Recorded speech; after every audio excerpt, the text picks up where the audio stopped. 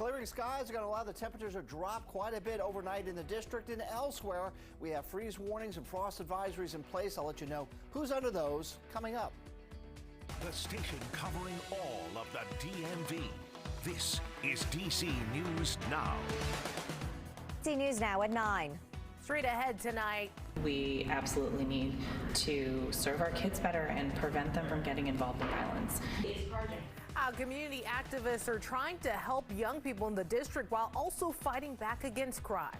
And you've heard of Narcan, but do you know how to use it?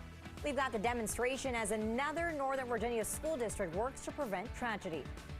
Plus, a big shakeup in the cable news world with Tucker Carlson and Don Lemon leaving their respective networks on the same day. What's behind the changes?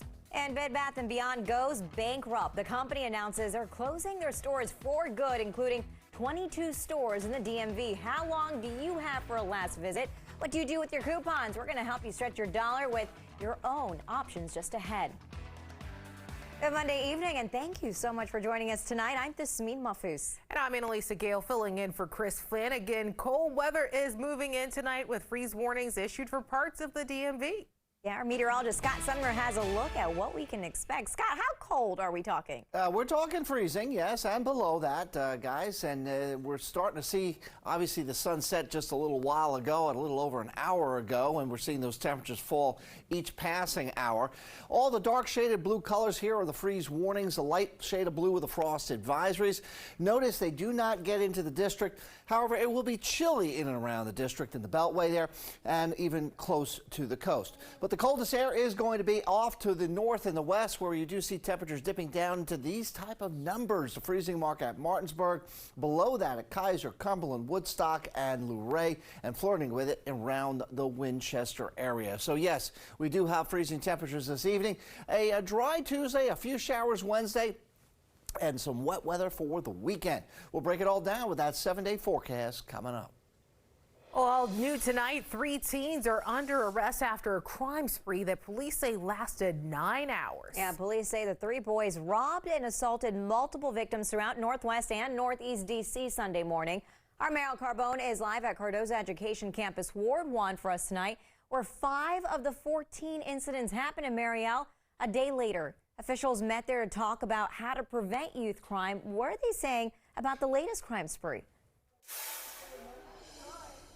Yeah, well, this meeting, it was already planned before that, but they are saying that any crimes involving kids is unacceptable and a crisis. But just to put it into perspective, the Attorney General's office said here tonight that juveniles only make up 7% of arrests in the district. So most crimes, they are being committed by adults. Still, there are programs in place right now to prevent and intervene before kids ever commit a crime. Our interrupters come from, live in, and are part of the community fabric that they are looking to protect. Reverend Judy Shepard-Gore is a member of Cure the Streets, a violence interruption program working in wards 1 and 4.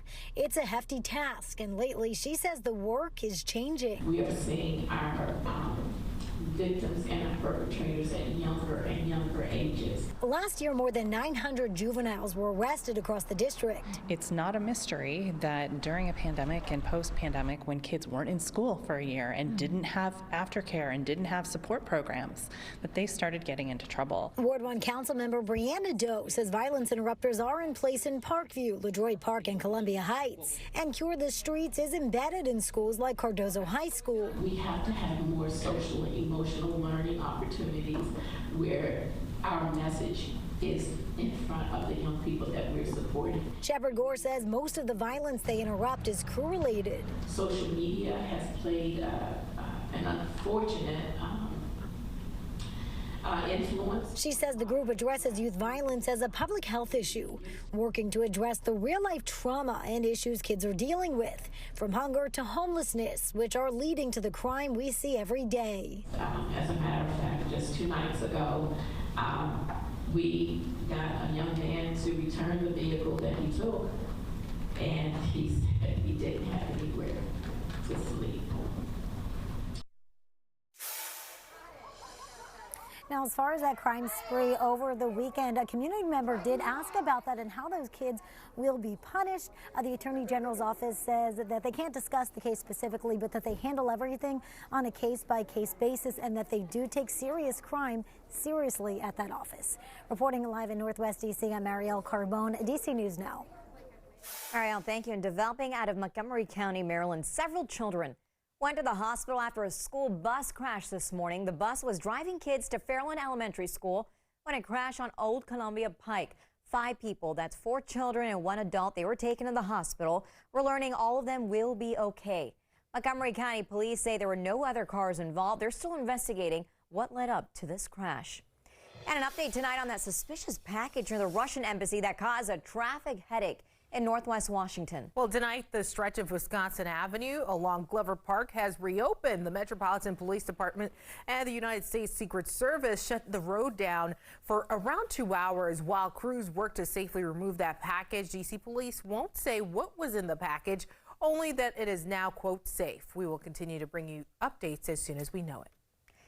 And it's a crisis in many communities around the DMV. What used to be a problem for a few is now becoming an issue for far too many. That's right. Youth opioid overdoses have skyrocketed in recent years, and now Fairfax County and its schools are trying to get ahead of the problem before another tragedy changes a family's life. Right now, Northern Virginia Bureau reporter Max Marcilla is joining us live from Woodson High School, where a group of health officials, educators, and police are addressing this issue. Well, Max, we've been seeing these meetings like this before. What's new about this one?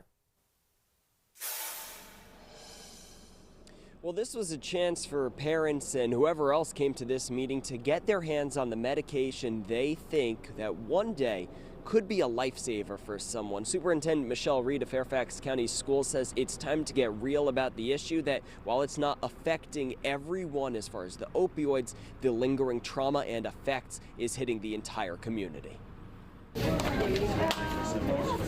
Fairfax County parents and some of their students lining up one after another to get their own dose of Naloxone, commonly known as Narcan, the medication that reverses the effects of an opioid overdose. That came after a town hall hosted by the school district. It's very easy to use. It has instructions on the front. It is 3 minutes. Conversations and treatment are both parts of a solution, leaders say, but this medication could be a lifesaver, and it was in popular demand. I think it's all our responsibility as a community to inform ourselves and be prepared in whatever way we can. Thank you so much. The timing of this outreach is critical. Back in 2019, there was not a single person under 17 in the Fairfax Health District who experienced a non-fatal opioid overdose, but that number has climbed. 10 in 2020, 12 in 2021, 27 last year, and just in the first 3 months of 2023, already 11. Julia Balunas has been a nurse for 3 decades. I have 2 children, and this epidemic is just exploding. Others have seen the problems this epidemic causes up close. Jane Reedy saw her friend's son die by suicide after facing problems with drugs, and she doesn't want anyone to feel a loss like that again. It might not be my kid. It might not even be my neighbor's kid. It might be a kid I've never met at a soccer field. I don't know. But the more people that we have involved and aware, the better off for the whole community. Now, we talked about some of the effects other people are feeling from this. We heard from a Fairfax County principal who described seeing one of his students unconscious in a bathroom. We also heard from a student who said every time there is an ambulance coming to her school, everyone looks around and suspects it might be an overdose. So again, even though they stress that less than 5% of Fairfax County students are using opioids regularly, they say this is a problem that affects everyone. Reporting live in Fairfax County, Max Marcilla, DC News Now.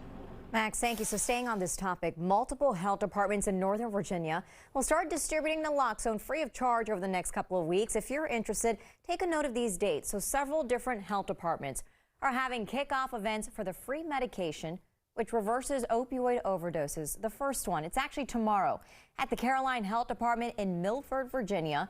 On Thursday, the King George Health Department starts their free distribution. Then on May 1st, you can visit the Stafford Health Department. On May 3rd, Fredericksburg residents can visit the Fredericksburg Health Department. May 5th, the Spotsylvania Health Department will start distributing free naloxone there. For more on these dates and information about naloxone, just visit the Virginia Department of Health website. Well, tonight we're tracking that major cable news shakeup. Yeah, so first we learned Fox News has parted ways with host Tucker Carlson. The network released a statement today saying Carlson's Friday show was his last. A company thanked him for his service as a host, but no reasons were given for his leaving Fox News. The news comes less than a week after Fox struck a $787 million settlement with Dominion Voting Systems over its 2020 election coverage. Carlson was the most popular host on the network since Bill O'Reilly stepped down back in 2016. Fox News will use interim hosts until a new one is named. And another big network name, Don Lemon, tweeted this morning that he was dropped from CNN after serving as a major on-air president for 17 years. Lemon says he was stunned, adding he, quote, thought someone in management would have had the decency to tell him directly. But 45 minutes later, CNN tweeting out that Don Lemon's statement was inaccurate. He was offered the opportunity to meet with management, but instead released a statement on Twitter, according to them. Lemon's departure is effective immediately. And dodging the spotlight was today's announcements from Carlson and Lemon is actually NBC Universal CEO Jeff Shell. He stepped down yesterday after admitting to an inappropriate relationship with someone in the company. Shell said he deeply regrets the relationship. We should note Shell is married. Comcast, which owns NBC Universal, said the departure was mutual and Shell would leave the post effective immediately. Shell was with the company since 2004.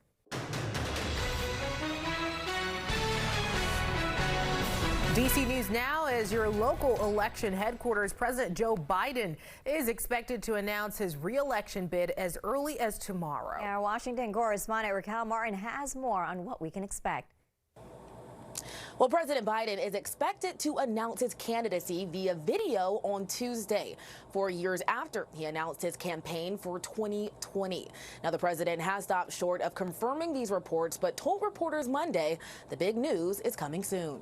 President Biden is poised to announce another run for the White House Tuesday. I'm not worried at all. He's up to the job. On Fox News Sunday and on Meet the Press, Democrats argued the president is up to the challenge. Let's concede the obvious, what his age is, but let's look at the obvious. He is an active president who is meeting the challenges of America every day. But a recent poll by the Associated Press found only 26% of Americans want President Biden to give it another go, and only 47% of Democrats back the idea. Raises the question, well, who is the alternative? Political analyst Todd Bell says at the end of the day, Democrats don't have another viable option capable of winning battleground states. And it's really difficult to see anyone in the Democratic Party that really can mount the type of campaign that would be successful against Donald Trump.